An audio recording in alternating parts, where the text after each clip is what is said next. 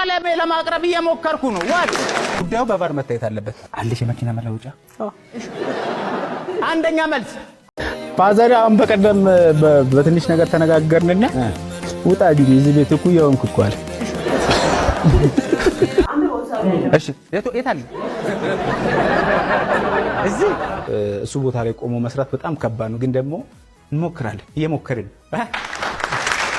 ሰላም እንዴት ናችሁ? ውድ የግሩፕ ለማ ዩቲዩብ ቻናል ቤተሰቦች ዛሬም በሶሻል ሚዲያ ላይ መነጋገሪያ የሆኑ ጉዳዮችና አዳዲስ መረጃዎችን ወደ እናንተ ይዤላችሁ መጥቻለሁ። ታዋቂውና ዝነኛው አርቲስት ዘፋኙ አቤል ወደ ጌታ መጥቷል ወይም ወደ ፕሮቴስታንት እምነት መቀላቀል ችሏል ማለት ነው። ሌላኛው ደግሞ የቤተሰብ ጨዋታ መሪ ማን ሊሆን ይችላል በሚለው ከነባለፈው ምርጫ የተካሄደ ነበረ በህብረተሰቡ ዘንድ። ኢቢኤሶችም ደግሞ ህዝቡ እንዲመርጥ ምርጫ ሰጥተው ነበረ።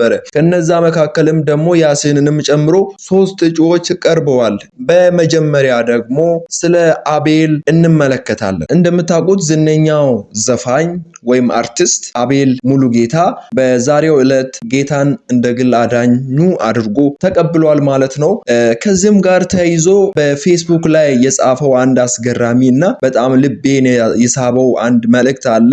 እሱን ወደ እናንተ ላድርስና ከዛ በኋላ እናወራለን። እሱን ላንብብላችሁ። ምን ላልመሰላችሁ? እንቁ ጭቃ ውስጥም ጣልከው አፈር ውስጥም ጣልከው እንቁ ነው፣ መልኩም ዋጋውም አይቀየርም። ግብጽ የነበረው የእግዚአብሔር ሕዝብ ከግብጽ ወጥቶ ያው የእግዚአብሔር ሕዝብ ነበረ። ልዩነቱ በባርነትና በነፃነት መኖሩ ላይ ነው። አሁን ከባርነት ቀንበር ተላቀን ነፃ ወጥተናል። በደሙ ከኃጢአታችን ታጥበናል፣ አሸንፈናል። እንዲህ ተብሎ እንደተጻፈ በዚህ ሁሉ ግን በወደደን በእርሱ ከአሸናፊዎች እንበልጣለን። እዚህ ጋር የገረመኝ ነገር ምንድነው? ይሄ ሰው ከነመጀመሪያው እርግጠኛ ሆኖ እንዳለ ምንም እንኳን በዓለም ላይ ብንከራተትም ምንም እንኳን በዘፋኝነት ውስጥ ብኖርም ቢቆይም መጀመሪያ ተከፍሎልኛል ወይም ቦታዬ እዛ አልነበረም፣ ወደዚህ እንደሚመጣ አውቋል ማለት ነው። አንዳንድ ጊዜ ከዘፋኝነት ዓለም ላይ ያሉ ሰዎች ወደ ፕሮቴስታንት ወይም ወደ ኢየሱስ ሲመጡ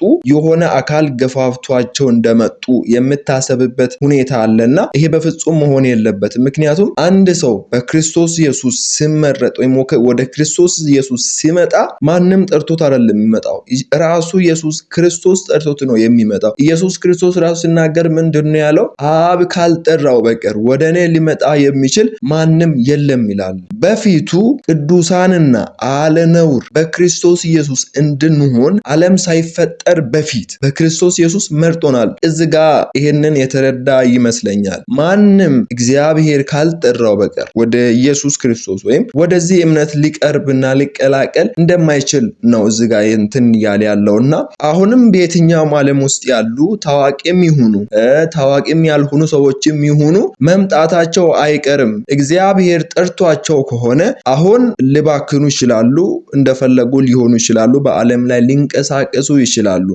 አንድ ቀን ግን መምጣታቸው አይቀርም። ወደዚህ እምነት ወይም ወደ ኢየሱስ ክርስቶስ መቀላቀላቸው አይቀርም ማለት ነው። ስለዚህ አንድ ታዋቂ ሰው ወደ ፕሮቴስታንት እምነት ተቀላቀለ ብላችሁ ብላችሁ የምትነሱ እንደዚህ ለምን ሆነ ብላችሁ የምትነሱ ማንም ጠርቶት አይደለም የመጣው። እኔ አሁን ተነስቼ የሆነን ሃይማኖት መከተል አለብኝ እከተላለሁ ብዬ ሲነሳ ማንም ለከለክለኝ አይገባም። ምክንያቱም ሃይማኖት የግል ስለሆነ እርሱ አሁን ያለውበት ቦታ ከሃይማኖት አይደለም የወጣው፣ ከዓለም ነው የወጣው። ለማንም ከማይሆን ስፍራ ነው የወጣው አይደል እንደ ከዛ ነው ወጥቶ ወደ ህይወት የመጣው ማለት ነውና ይሄ ደግሞ ኖርማሊ ዝም ብሎ በስሜት ተነሳስቶ የወሰነበት ውሳኔ ሳይሆን ገብቶትና ተረድቶ የወሰነ ውሳኔ ይመስለኛል። ደግሞም በዚህ ዙሪያ አንድ ታዋቂ ሰው ጌታን ሲቀበል እንደዚህ ማሽቃበጥ ጥሩ ነው ብዬ አላስብም። ምክንያቱም በእግዚአብሔር ፊት ታዋቂ ሰውም ይሁን ተራ ሰውም አንድ እኩል ናቸው። ለሁሉም ኢየሱስ ክርስቶስ ዋጋ ከፍሎለታል፣ ደም ከፍሎለታል። ለታዋቂ ሰው የተለየ ክፍያ የለውም፣ ታዋቂ ላልሆነ ሰው ደግሞ የተለየ ክፍያ የለውም። ሁሉንም እግዚአብሔር በአንድ አይን ነው የሚያየው። በዓለም ላይ ፌመስ የሆነ ሰው ዛሬ ተነስቶ ጌታን ሲቀበል ማሽቃበጥ የለብንም። ስንት ሰው ነው በድብቅ ጌታን እየተቀበለ ያለው? ማንም ሳይቅ ጌታን እየተቀበለ ያለው። ስለዚህ ታዋቂ ሰው እንደዚህ ጌታን ተቀበለ ብለን ማውራታችን እንደ ጀብድነት የምንቆጥር እኛ እንዳደረግን ወደኛ እንደተቀላቀለ አድርገን የምናወራና እንትን የምንል ሰዎች አደብ ብንገዛና ስርዓት ብንይዝ እኔ ትክክል ነው ብዬ አስባለሁኝ። በነገራችን ላይ አቤል ሙሉጌታ በጣም መልካም እድል ደርሰዋል። አንተ ስለወደድክና ራስን ስለፈቀርክ ብቻ የሆነ ነገር ሳይሆን ራሱ ጠርተዋል። ስለዚህ አሁንም በዓለም ላይ ያላችሁ ሰዎች ምናልባት አሁን ሴንስ ላይ ሰጣችሁ ይችላል። ክርስትና ወይም ወደ ክርስቶስ መምጣት ምንም ላይ መስላችሁ ይችላል። የሆነን ጊዜ እግዚአብሔር ጠርቷችሁ ከሆነ መምጣታችሁ አይቀርም። መታችሁ እዚህ ራሳችሁን ነው የምታገኙት። እመኑኝ። ምን አለበሉኝና ሌላኛው ደግሞ የቤተሰብ ጨዋታ መሪን ወይም የነጻነትን ቦታ ተክቶ የሚሰራው ማን ይሆናል የሚለው የብዙ የኢትዮጵያውያን ጥያቄና ትኩረት ነው። ዛሬው ዕለት ደግሞ 3 እጩዎች ተመርጠዋል። አንደኛው ኮሜዲያን ያሲን ነው።